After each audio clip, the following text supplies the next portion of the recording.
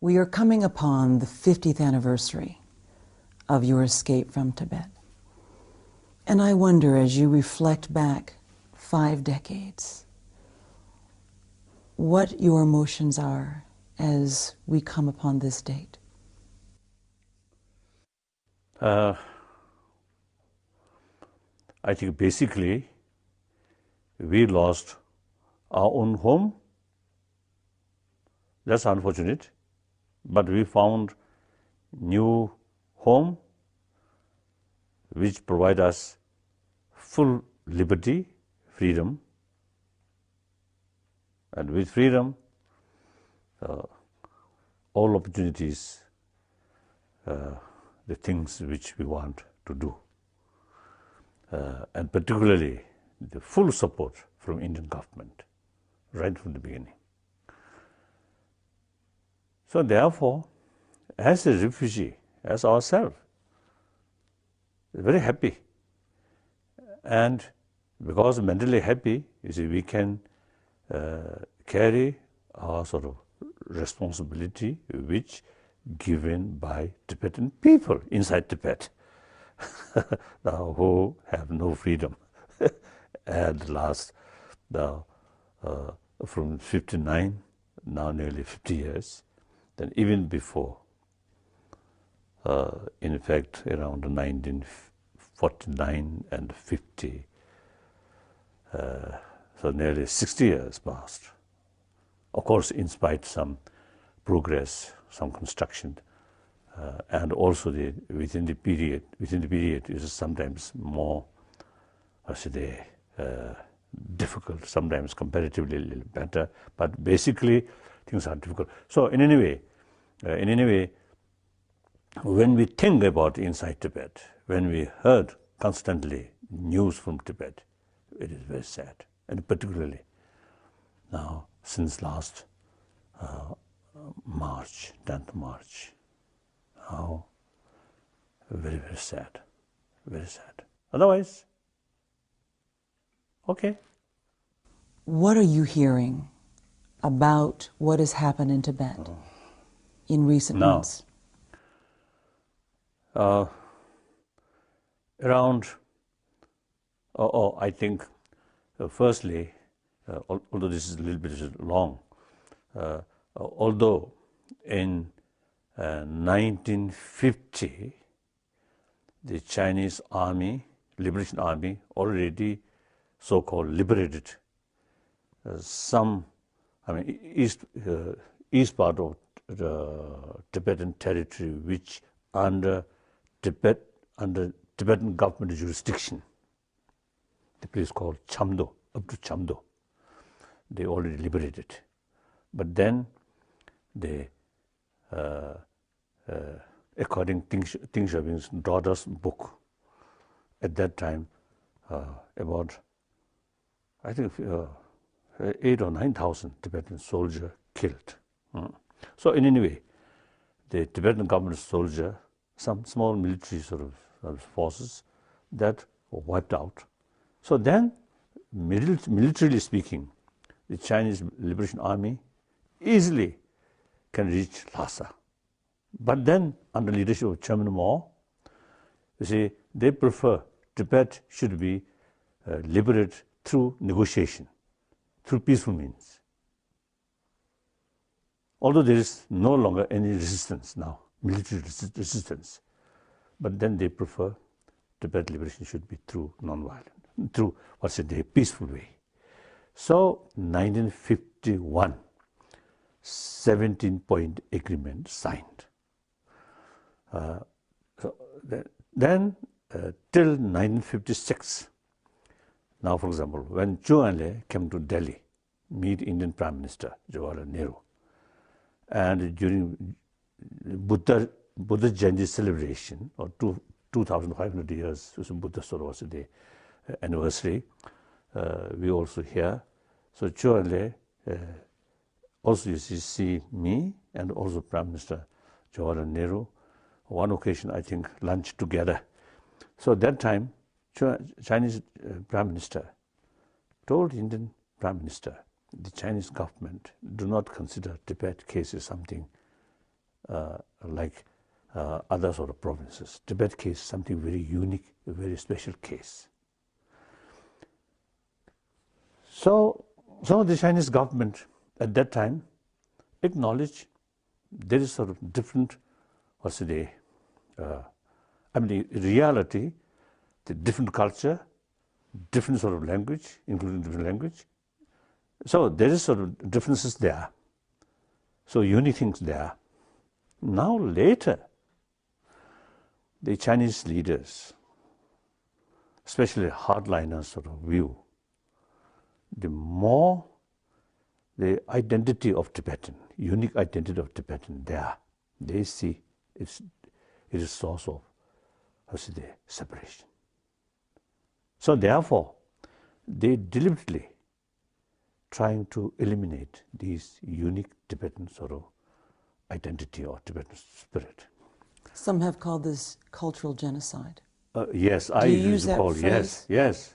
Some say it's just genocide straight out. Is it genocide? I say like or this. Cultural genocide? I say whether intentionally or unintentionally, some kind of cultural genocide is taking place. Cultural genocide, that I usually call.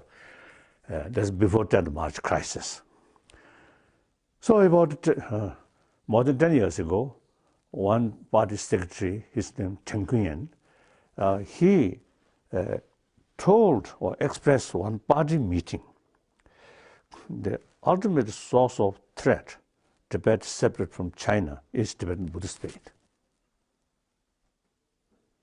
So then accordingly, you see, they carry a certain policy which very much restriction about the Tibetan spirituality. I think now here is including banning Dalai Lama's picture, these things. And also and recently, the political education in monastery or nunneries, like that. So then after 10, so these are the reasons, it's a Tibetan resentment. The nomads, these people, may not know the political situation, but they simply know how much the harassment to their belief, to their faith. And also there is very much sort of deliberately sort of negligence about the Tibetan language, Tibetan script.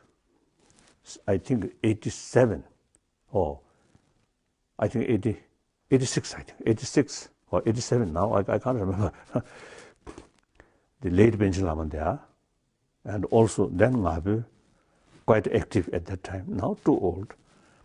So under the leadership of these two, you see, they made some decision regarding preservation of Tibetan language. But these, and recent decades, these changed.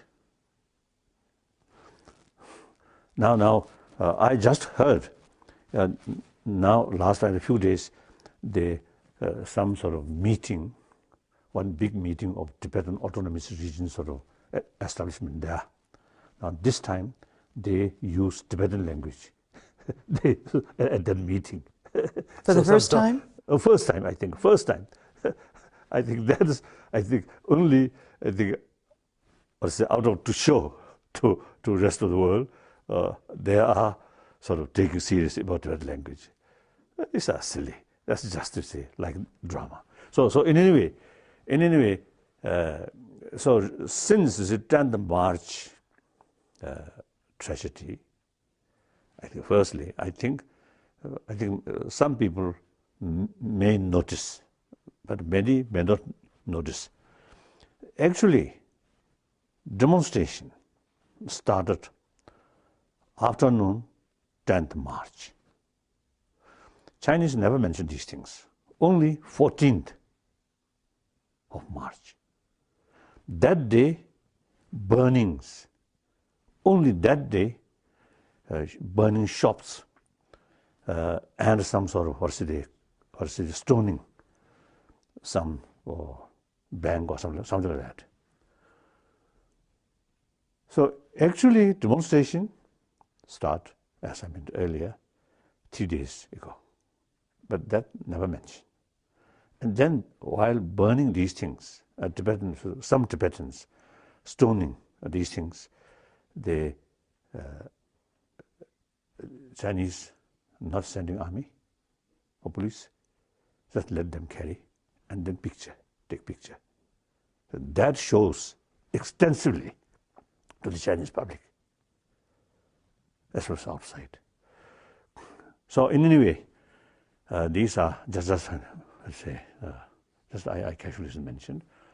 The important thing is since 10th March, now at that time we very much hoped now Chinese leadership may see the reality, how much resentment in Tibetan mind. Not only autonomous region of Tibet, but also the outside, whole Tibetan area. I think something. This light here.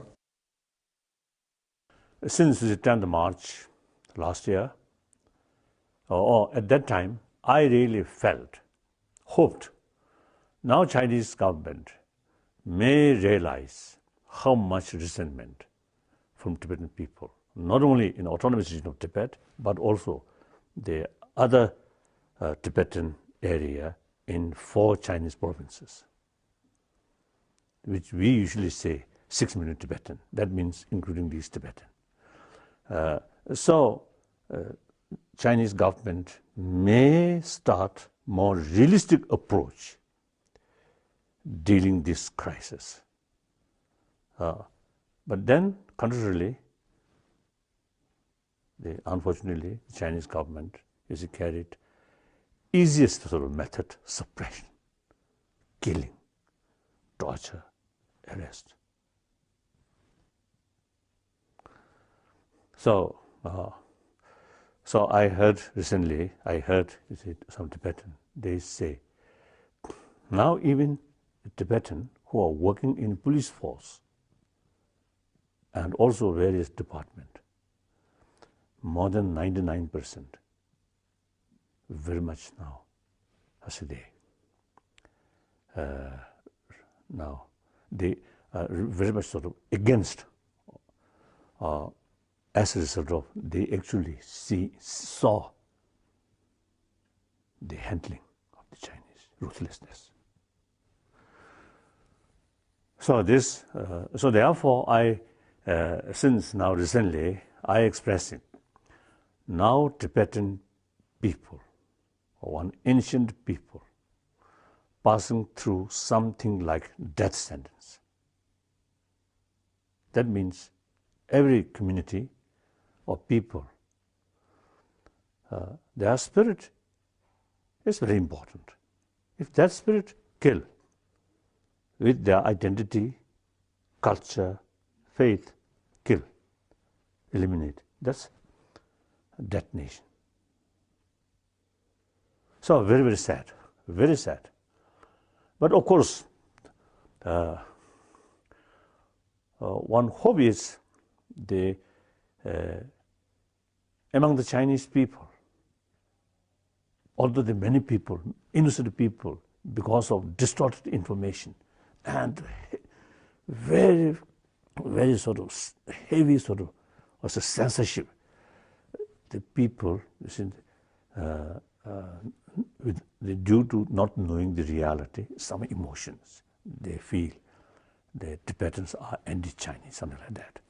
But those knowledgeable Chinese, as far as I know, after 10th March crisis, more than 300 articles I heard, some I saw, wrote by Chinese scholars or intellectuals or writers, very, very positive, very sympathetic. So that's our hope. People is people. 1,000 years remain. The government leadership within a few years will change, So therefore, and then also, my view, the communist although the People's Republic of China now, same constitution, one party system, a communist, but in reality, last 60 years, much changed. So this shows the leadership have the ability to act according to the new reality. So this is one sort of basis of our hope. So in any way, in spite of all these setbacks, our position is no change. Still fully committed middle-way approach, not seeking separation. Recently, some sort of difficulties, some sort of crisis or a lot of criticisms happened. So then, morally, I cannot remain as a sort of pretend that things going hopeful or okay. So I publicly accept failure of our approach. So you are publicly accepting yes, failure for the middle way approach. Oh, as far as one aspect of middle way approach, that is bring some positive change inside Tibet. That is concerned, fail. But on the other hand, is our approach brings a lot of sympathy from Chinese public, or at least those Chinese who knows about the reality, very sympathetic, and many of them showing solidarity with us. And then also the outside world, including many government, is fully support our middle approach. So that is aspect of winning something. But one aspect, that's one very important thing, that's the improve inside Tibet. Now that is concerned to fail. So therefore, I ask people what to do, since this is the people's sort of concern. So finally, people should decide. Right from the beginning, when I made this proposal in Strasbourg, I think 1988, right from the beginning, I mentioned finally up to 20 people. So I thought now time has come to ask people. Then the serious discussion took place here. Then about six days serious discussion. Then finally the majority of them genuinely endorsed our existing position. So we are fully now remain with that approach. So that's the up-to-date sort of situation. Of course, situation inside Tibet is very, very sad. And then one serious concern is ecology of Tibet. Because the high altitude and dry climate, so the environment or ecology, sort of, the situation in such condition is more delicate. So recently I met some scientist, one Irish scientist about ecology. He mentioned, and also I think basis on some articles even wrote by some Chinese the ecologist. He mentioned to me, surprisingly I heard this first time, he mentioned North Pole, South Pole, then Third Pole. Third Pole means Tibet. Tibet Plateau, big area, and the major rivers, you see the ultimate source is related with Tibetan sort of plateau, sort of ice or snow like that. So almost as North Pole, effect or global warming from North Pole, similar Tibet also. So they mentioned Tibet as a third pole. Now, the global warming every year, 1 year, 0.1, according to him. Then Tibet case, Tibet plateau, 0.3, much quicker, much faster. So then he mentioned, or he predicted, if present situation go like this, Then within 15, 20 years, some of the major rivers eventually will dry. That means from Pakistan, India, Bangladesh, many Indochina, many countries in Indochina, and also mainland China. Major rivers cover all these areas. So I think the over billion human beings, their life depends on these rivers. So it is a very serious matter, very, very serious matter.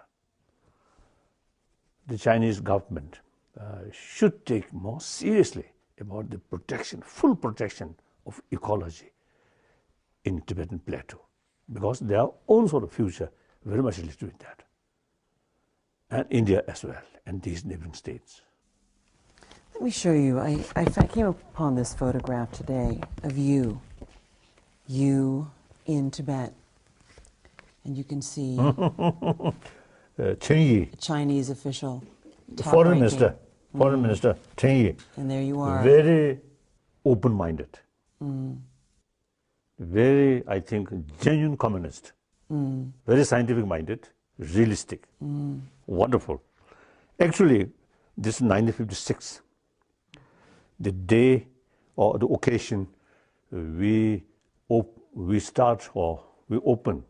the preparatory committee of Tibet Autonomous Region. When you look at these images, when you look at this picture and you see yourself, you're just in your 20s, you're very young here, and you look back at this and you think now, as you've just said to us, that your people are now facing, as you say, all these years later, a death sentence. Do you, Your Holiness, have regrets about your decisions between then and now?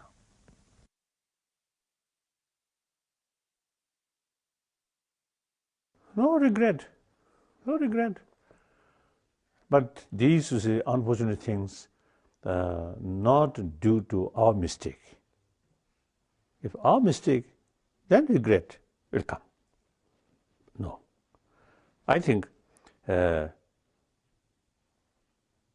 all these destructive sort of policy happen, as I mentioned before, early 50s, Chinese government policy, realistic. What has your position of non-violence, what has your position of non-violence really brought you, your people? Yes, first let me finish my sentence. Mid-50s, that was 1956, 57, then the whole policy became leftist. That is the, I think from the Chinese viewpoint, maybe that's the regrettable. Then 59 crisis happened, the Cultural Revolution happened, all these sort of destructions took place, and then even in recent decades inside Tibet, more hardliner, where their thinking is more leftist. Whenever party secretary, more leftist view comes, things become more harder, and that creates much more sort of the resentment among Tibetan. So now, your question about the non-violent principle, about non-violent sort of approach. Through these sort of decades, I feel more confidence.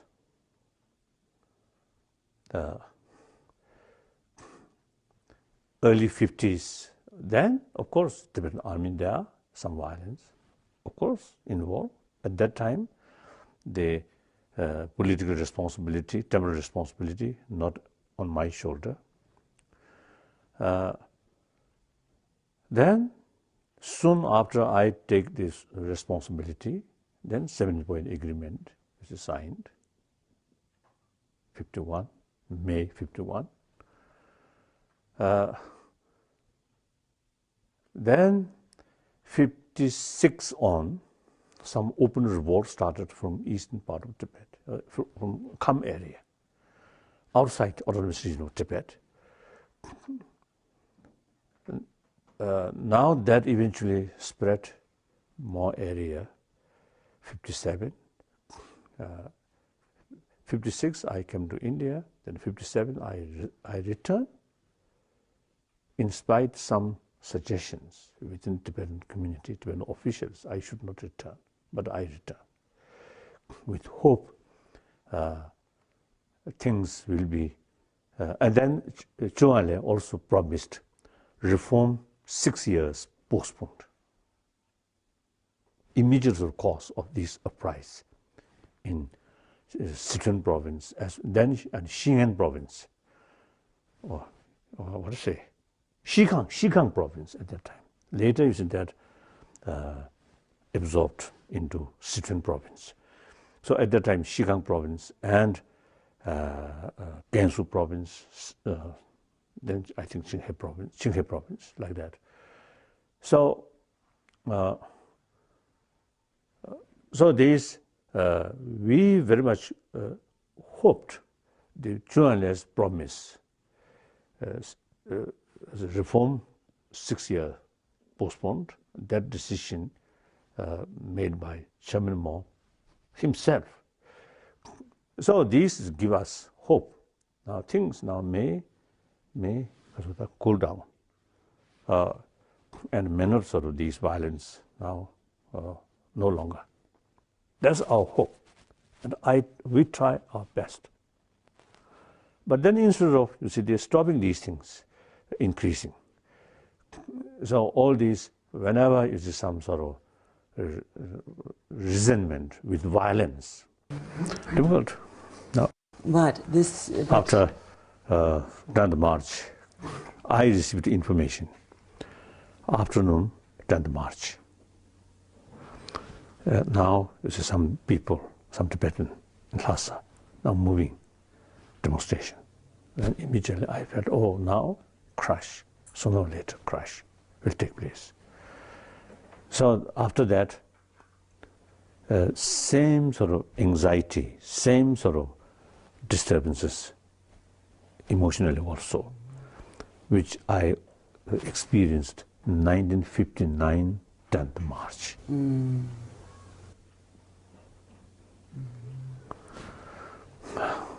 But then fortunately, the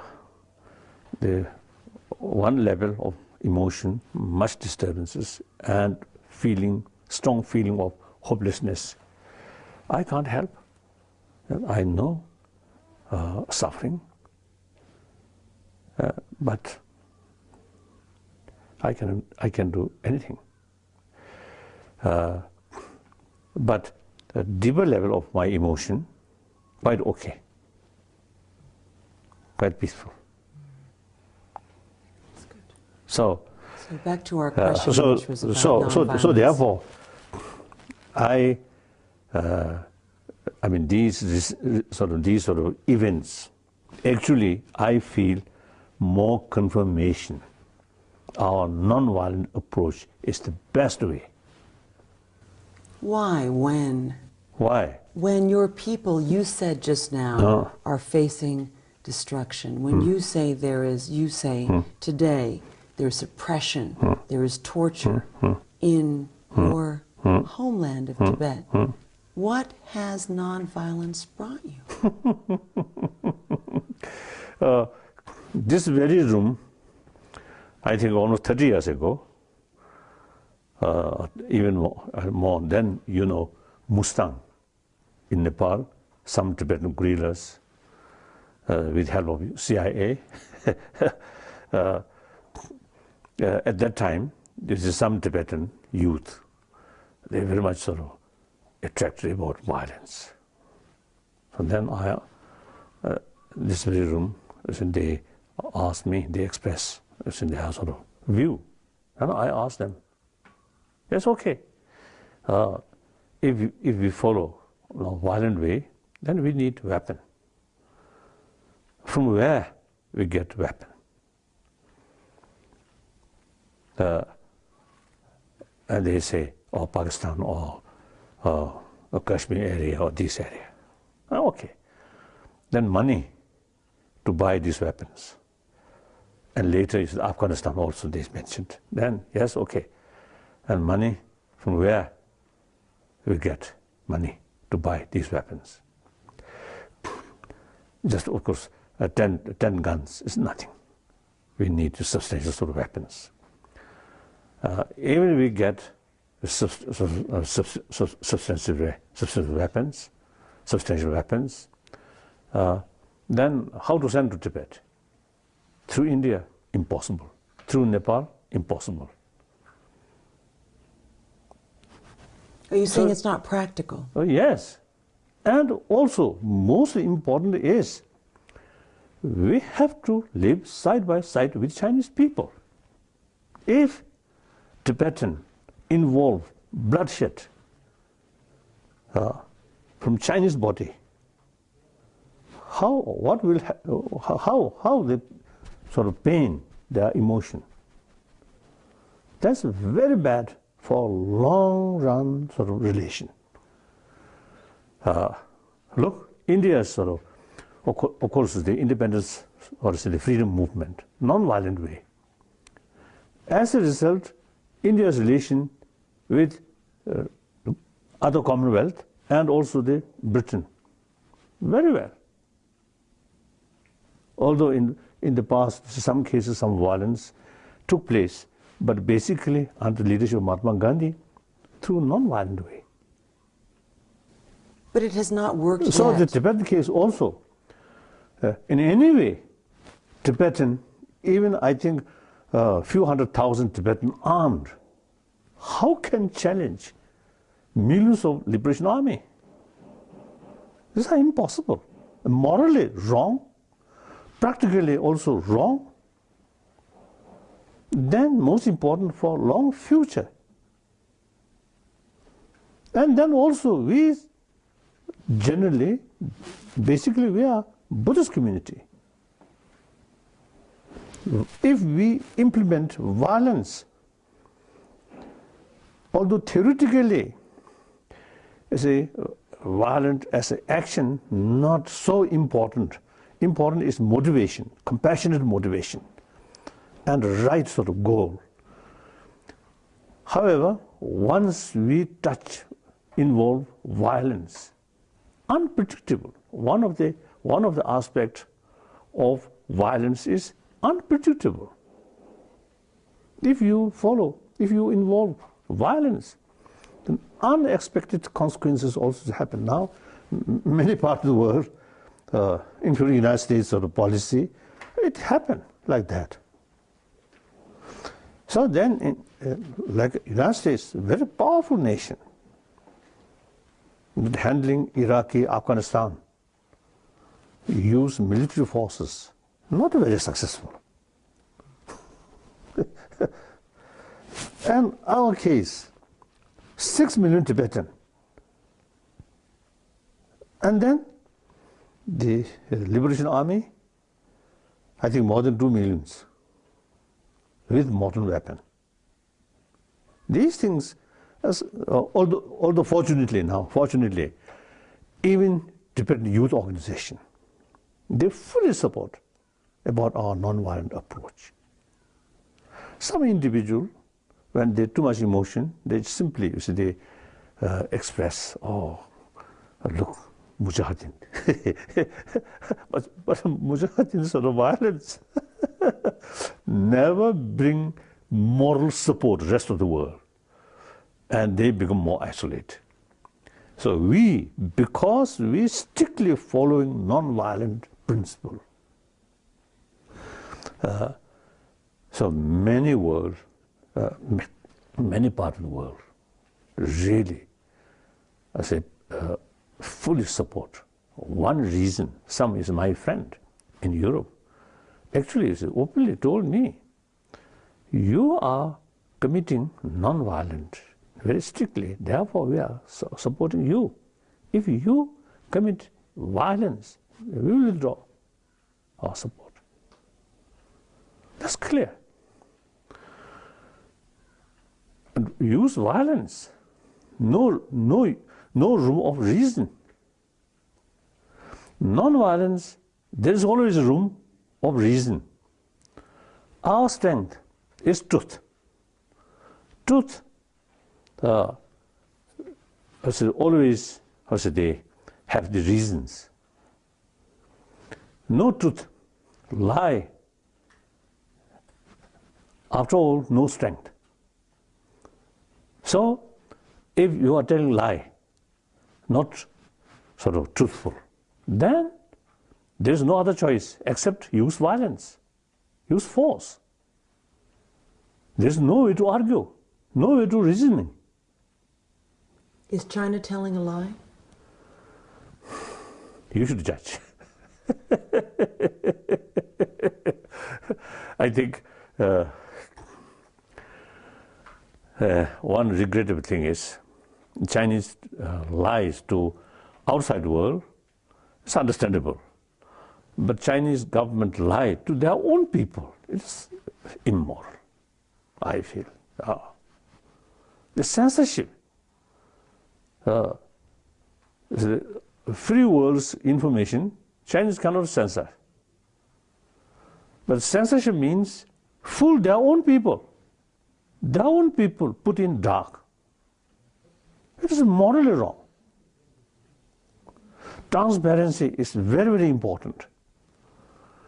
So our side, everything transparent. Nothing to hide. All these, because we have truth. I always telling our supporters,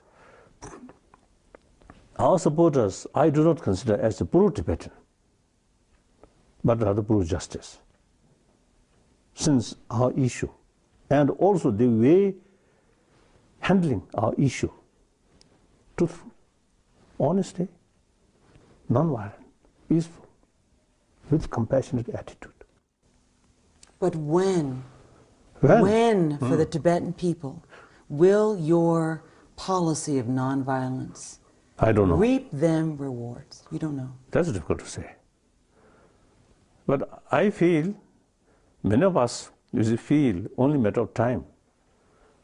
The truthful sort of approach through non-violent way and growing number support from Chinese community is a positive sign.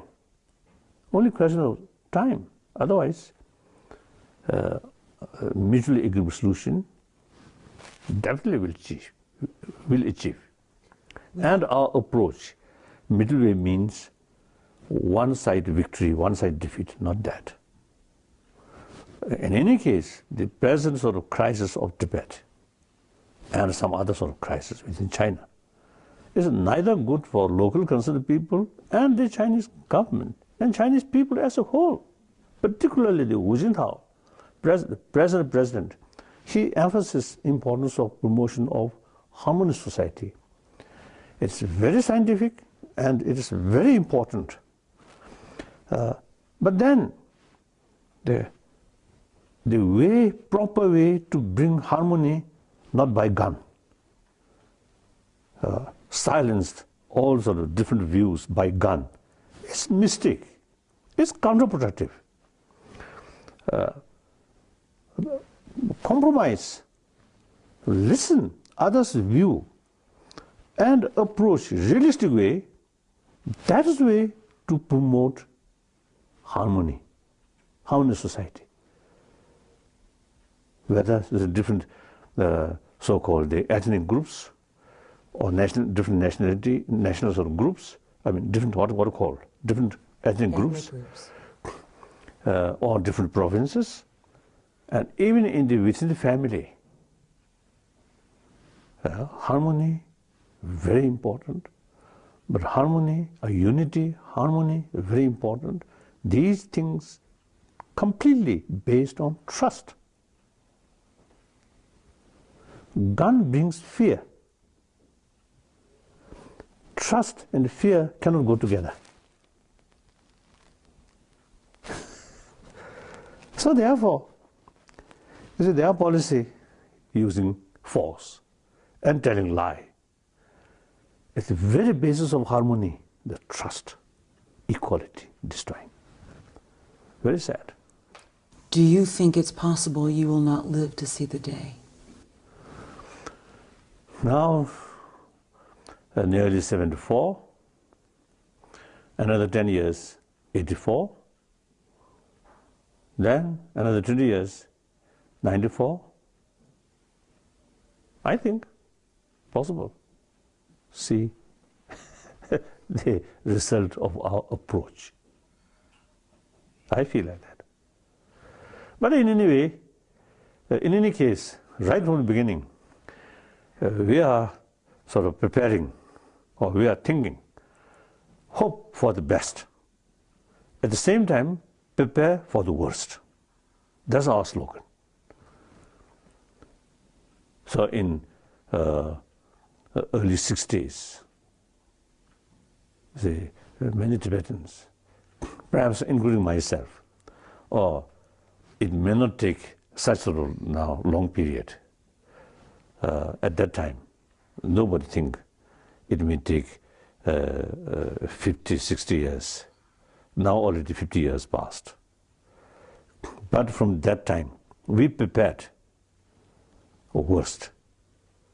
So we established quite well in this country, and also different free world. You have had 8 rounds of talks since 2002. Yes. Where are things now, and what are you offering the Chinese to move this forward? Now, actually, the concept of not seeking truth, not seeking independence, genuine autonomy, that made up in this room, 1974, with our sort of leaders, few people.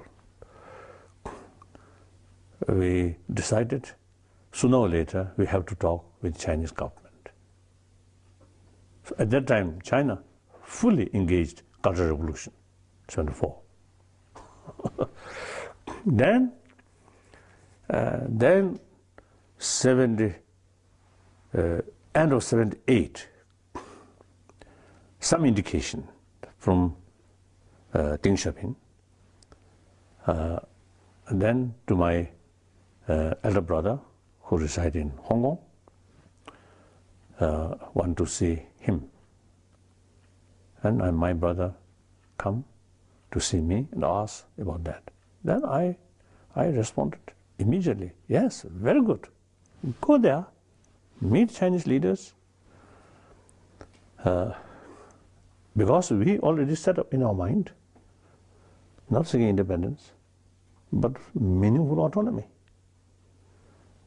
And also including the other Tibetan area, because we are not seeking separation. Our topmost concern is preservation of our culture, our spirituality, and including language. All these Tibetan area, same language, of course different dialect, but same language, same sort of cultural heritage, and same Buddhist faith. So morally, we cannot neglect the rest of Tibetan, about 4 millions. In autonomous is not Tibet, only 2 millions. So then we start direct contact with the Chinese government. Then a few fact-finding delegation we sent with full support from the central government. That's the beginning of direct contact with Tibetan people inside Tibet, and small, about 100,000 Tibetan community outside Tibet at that time. So then early 80s, when Huyampang there, real hopes, they say, come. But then soon, and that at that time, 83, I publicly expressed, now I want to go to Tibet to see the reality. And for that reason, I want to send a delegation, 84, mainly for preparation, because I do not want my visit, my presence inside Tibet should not get some kind of chaos. So say, my first delegation reached some Tibetan area. The emotional spontaneous emotional expression Tibetan people, some chaos take place. So I do not want that kind of thing. So I want to send a delegation, make full preparation, and educate local Tibetan. When next year, that means 85, next year Dalai Lama come, you must be cool, calm. But then that delegation did not materialize. Chinese government not agree, allow. Then soon, Huyama himself then disgraced, as the democratic movement started from Chinese university. So then our dialogue with Chinese government become difficult, but still continue some contact. Later contact Chinese embassy in New Delhi, that till 1993. Then that contact also ceased. Then again, at that time also, I think 95, 96, I asked people, now what to do? Then majority of them, they concluded, now I should judge. Dalai Lama have this sort of vision, best for judge according to circumstances. So then we continue the middle wave approach. Then fortunately, with some help from some Chinese some businessmen, then 2002, we renewed direct contact with the Chinese government. Then, as you mentioned, 8 round table talks took place. From first, second, third, some hope, at least building confidence. Then, now I can't remember the detail. There was a lot of hope during the Olympics that they would be held. Then, I think, fifth meeting, the Chinese, some individual official actually acknowledged. Now it is clear the Dalai Lama side not seeking separation. So when our representative returned, when they report that, then we felt, oh, now that's achievement. At least now get some sort of clearer understanding. But then soon after, inside Tibet, they intensified accusation to me as a spiritist.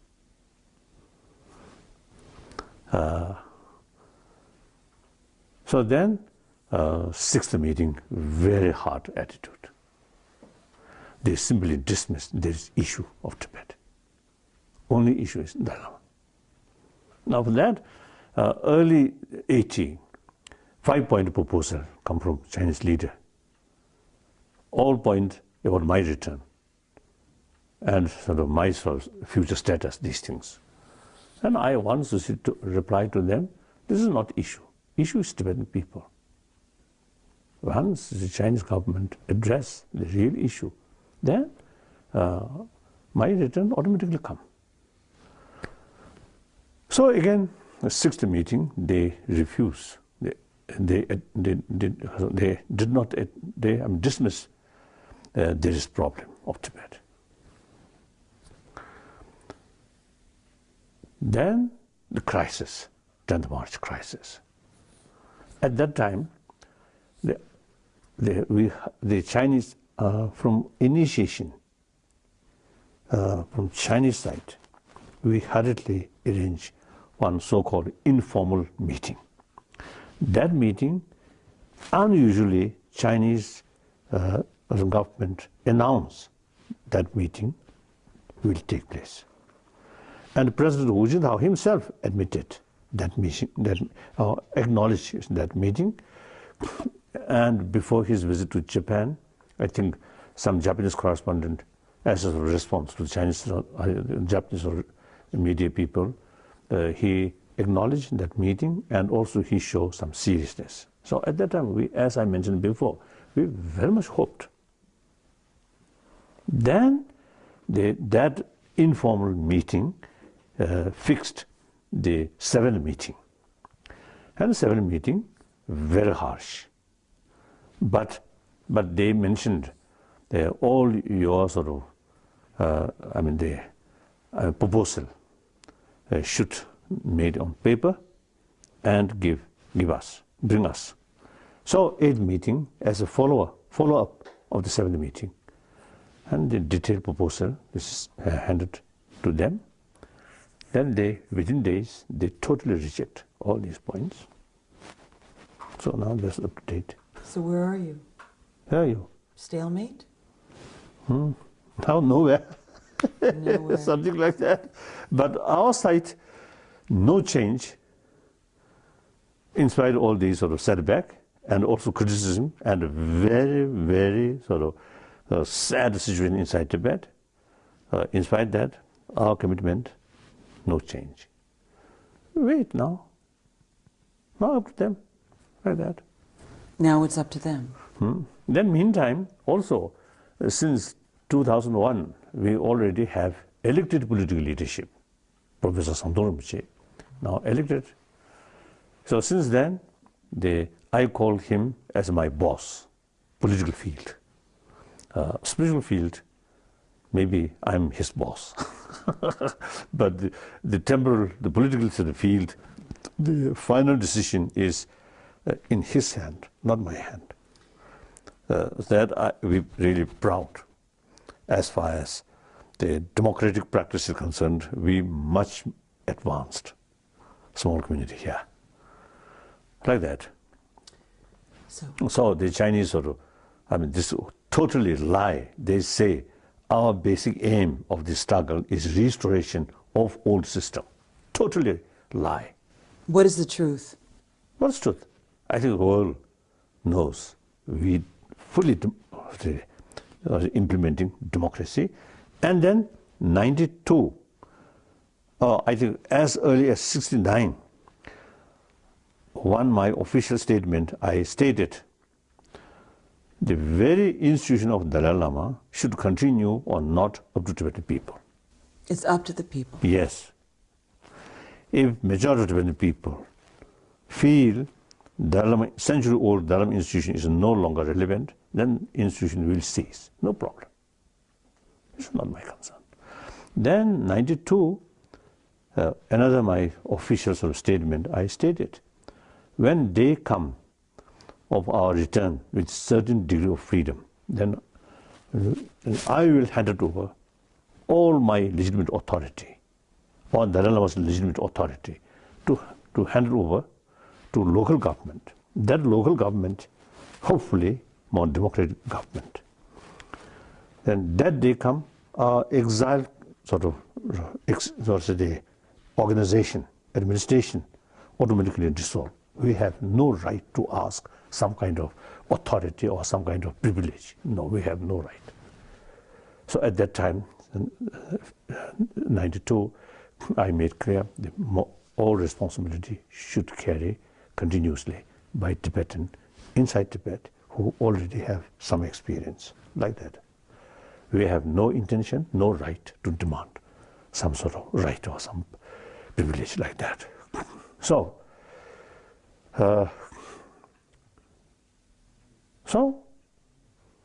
now we, till that day come, our administration here, it's important to look after not only Tibetan refugee community, but carrying spirit of Tibetan people, Tibetan identity, Tibetan culture.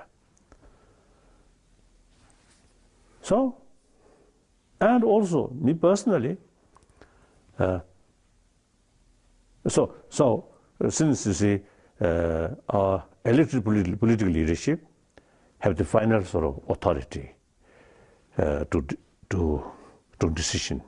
decide to carry this policy. So if you want more detail, then ask him.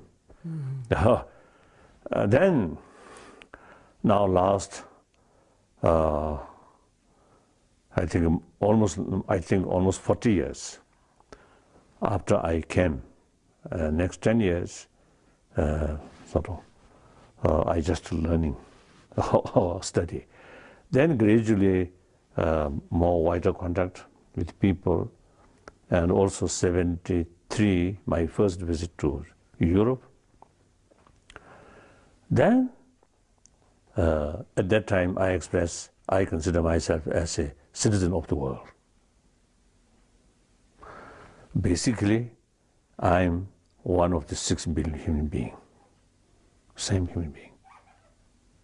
My fundamental belief, each of us should develop some concern of the rest of the world, because our future, individual future, depend on them. We are a social animal. And particularly today's world, heavily interdependent. That's a new reality. In ancient time, this is each more or less independent. So with that reality, concept of war, destruction of your enemy is victory of yourself. Now no longer these things. So therefore, my 2 commitments. Number 1 commitment is promotion of human value and non-violence. The second, my commitment is promotion of religious harmony. So these 2, nowadays, since last now, I think it's 30 years, wherever I go, I always touch these 2 things. So that's my personal sort of contribution. And also I usually is telling my Indian friend, these are Indian tradition, non-violence, ahimsa, non-violence. It's century-old India's culture heritage. Although sometimes some violence took place, but basically Mahatma Gandhi's sort of ahimsa or non-violence is simply he carried the century-old India sort of concept of non-violence. He implemented in modern freedom struggle, political field. He implemented that.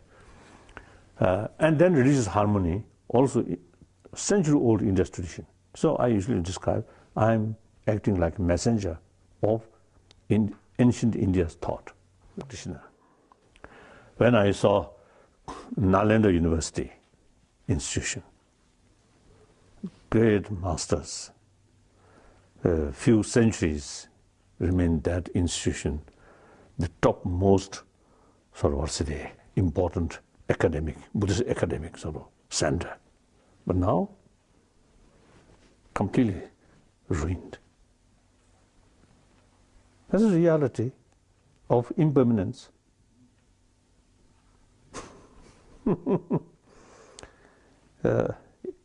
After, say, 1,000 years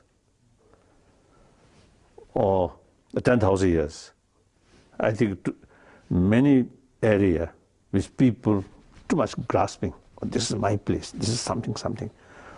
Those, you see, big Maharaja or big kings of ancient India, when they built, you see, their castles or these things, they felt, oh, 1,000 years may remain. Foolish. The Berlin Wall, they built that at least a few centuries. It's gone. That's the law of impermanence. So these actually, I think, widened our vision or our concept. If you look very narrowly, concentrate just one issue, then that becomes difficult. Then really you feel desperate. But your mind widened. Then of course that's sad, but okay. Now, for example, at this moment, economic crisis. I think those people, I'm quite sure, those people who totally rely meaning of their life on money matter, I think, much turbulence in their mind. Those individuals who consider money important, but not the, how to say, meaning of, not whole meaning of life. No, other values there. That those people, I think, their mental state much calmer. So that's make differences. Well, what do you say to people who've lost their homes, who've lost their jobs, who've lost their courage worldwide because of this economic crisis? What is it that they should have in their minds? Very, very sad, and particularly in China. Now, millions of Chinese workers who once they really happy, join happily, come from rural area, and get more earning, more incomes. They are very happy, and their money can support their own farmland. Now they really totally lost. Very, very sad, very sad. But what to do? What is it that they should have in their minds to steel them, to strengthen them? Because even though you can talk about the impermanence of everything, there's still the matter of human suffering. No, realistic. Should think realistic. It happened. Cannot escape. Better to accept. But meantime, should not discourage. There's Tibetan saying, 9-time failure must bring 9-time effort. You meet the struggle. Things become difficult, become hopeless. Should not lose your hope, or should not lose your self-confidence. That's important. Again, try, again, try, again, try. That's important. Find your strength. Now, Chinese case, one difficulty is no freedom. That's the problem. And the centralized power, sometimes some benefit, some advantage, but some area, I think, disadvantage. Whereas United States, free country, each individual have some sort of opportunity or some sort of ability to tackle this problem. I don't know. Even in democratic free country also, now this big company, right from the beginning, make transparent. I think maybe less shock. The big companies that are going south, not doing well. The financial crisis. Yes, I think they are hypocritic way. Although you see things going difficult, but never tell truth. Once you see things become really desperate, then become clear, not much of the shock to many people. So, I am not an economist. I do not know. My knowledge in the economy field, zero. Sometimes I ask some my friend, some businessman, I ask, I do not understand the market force. Actually, is man's creation. But sometimes they say market force is something beyond human control. So I do not understand what's that. And these crises, I ask. Then some of them usually told me one major factor is too much speculation without knowing the definite, just speculation, out of fear, out of greed. Then here, fear, greed, major factor of this crisis. I think that's true. So out of fear and telling lie, and not make clear, transparent, like that. It then will shift back. People must learn that this doesn't work. Greed and fear don't work. There's a lesson that comes from this, when you realize that greed and fear don't work. So many years ago, I think at least 20 years ago, one occasion in Japan, or maybe 10 or 15 years ago, one occasion in Japan, I told them, then the Japanese economic crisis not yet start. I express, you should not take for granted this sort of every year is increasing. On their, what's say, money. Money. So there's no guarantee. So you should think, what's the this limitation. Then exactly after a few years, after some time, then there economic crisis. So at that time, my friend, told me, oh, you mentioned that. It is much better to keep in our mind this kind of prosperity, not permanent. Some problems bound to happen. Then the actual sort of trouble started much better, faced it.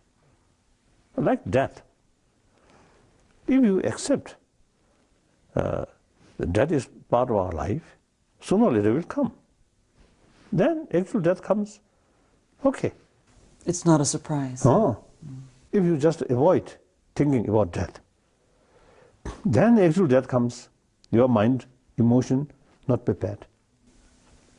Are you prepared? Well, prepared, yes. As a Buddhist practitioner, the Buddhist is the first teaching, impermanence. It's useful. So, do you care what people will say about you when you die? Oh, yes. If today I died, I expired, right? Oh, then I think quite serious setback. Recently, when news comes, Dalai Lama went to hospital, hospitalized, and some serious illness, and many Tibetans, outside as well as inside, they say, very much shocked, and some even refuse to eat meals. They also die together with me.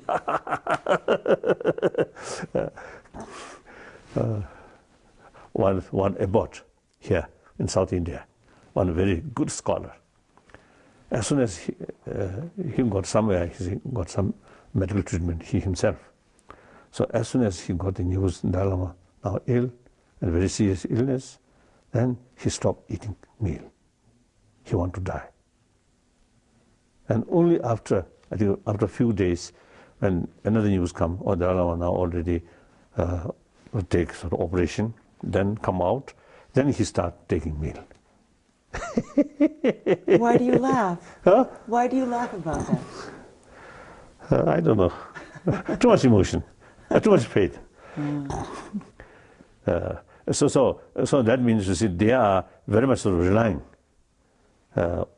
on me. So some setback. But then, as a people, one ancient nation, Tibetan, according archaeological finding, the 6,000, 10,000 year old sort of human community. And some area, according some sort of archaeological finding, even 30 years, 30,000.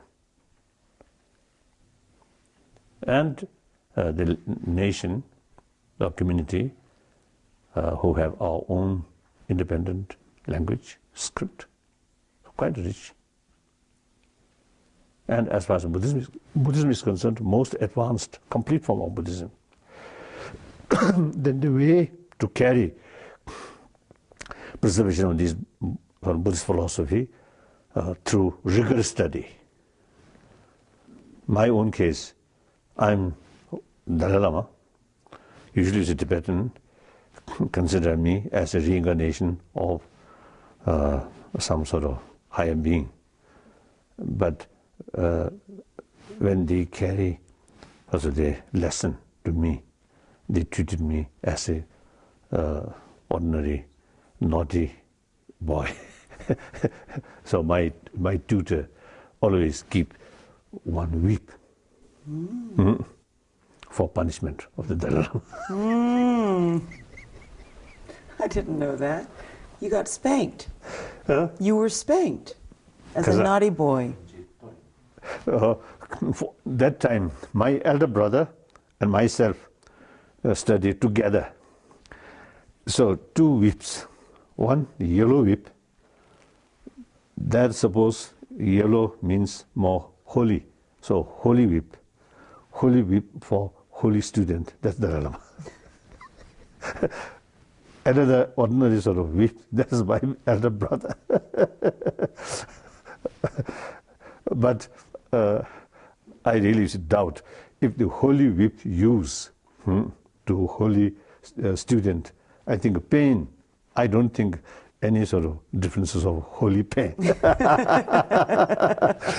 so at that time, poor my elder brother, few occasion, you see, suffer with that whip. I think my tutor, quite clever, said to give warning to this young stupid Dalai Lama and some punishment for my elder brother. Oh, so he had to have more whips than you.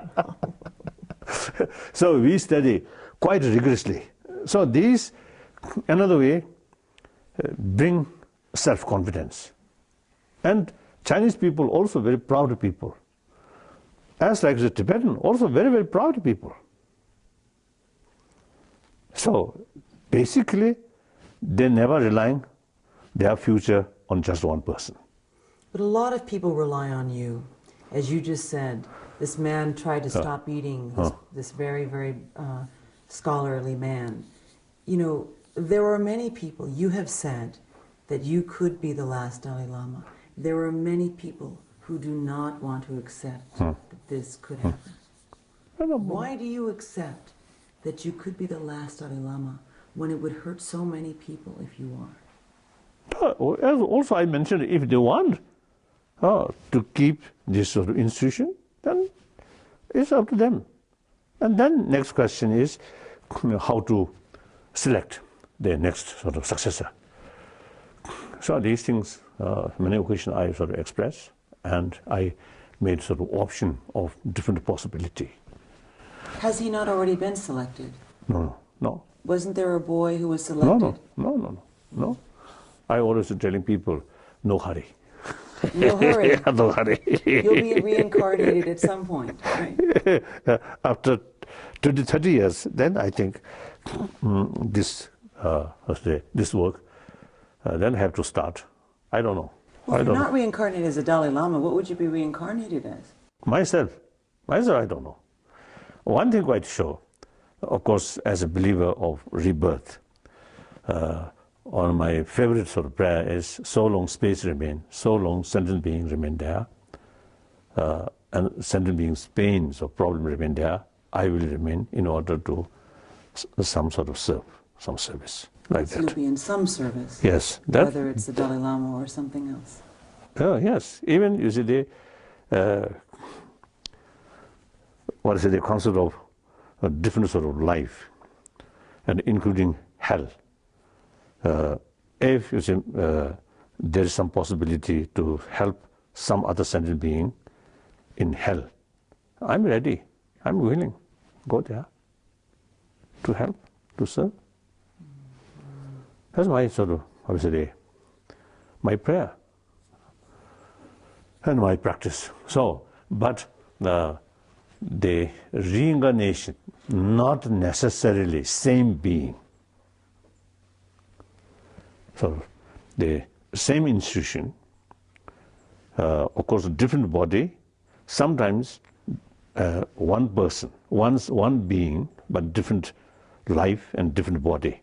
Some cases, not only different body, but also the mind or the being itself is different, but come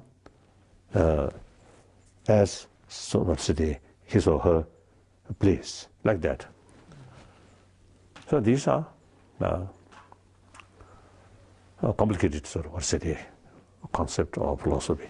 Just one last question. That is, we've just come from the inauguration of the new American president, Barack Obama, and I was wondering if you have an impression of this new president, whether or not he is, do you believe he is the right president for the world at this time?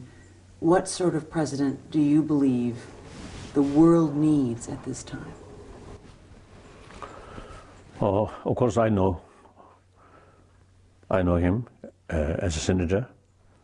A few years ago, I met in Washington and Capitol Hill. And then recent months, or last year,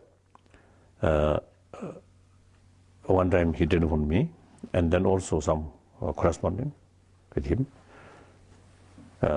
And then, of course, his sort of way of his expression, these things, seems very straightforward. The former President Bush also, personally, and as a human being, very straightforward. But his policy is something different. But he, as a person, I love him. The new president also, you see, as a human being, he seems, I think, very straightforward. And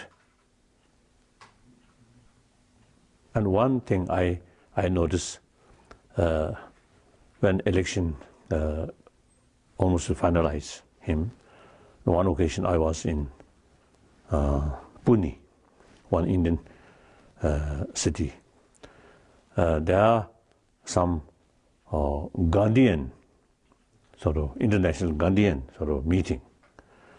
At that meeting, many old Gandhians, Indian Gandhian, you see, they very much sort of praising about Obama's sort of candidate, and he's sort of winning. Then some of them express his winning is not only, I mean, he is not only American sort of, what's it, elected, what's it, I mean, president. He is something very, very important for India and the rest of the world. So then I noticed, you see, here also, you see, many people, and the older people, Gandhian, say, sort of showing much sort of what's the interest or concern and expressing respect. So that's impressive. Then also his visit Berlin. I think over 200,000 Germans welcome him. These are, I think maybe one new sort of reality. American president. And of course the America, as the only champion, or only what's it, a superpower, and also a nation, basically the champion of liberty, democracy, freedom, these things. So American people very much cherishing these things. Then in recent years, sometimes American policy not go well. These ancient, what's it, your ancestors or principle.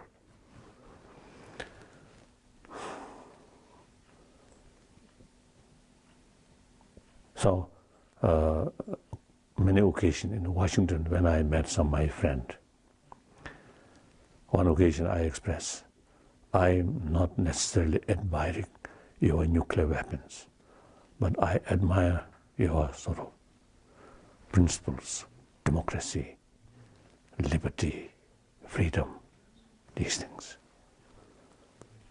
As a superpower, I think, and hold your policy, I think must carry with these principles.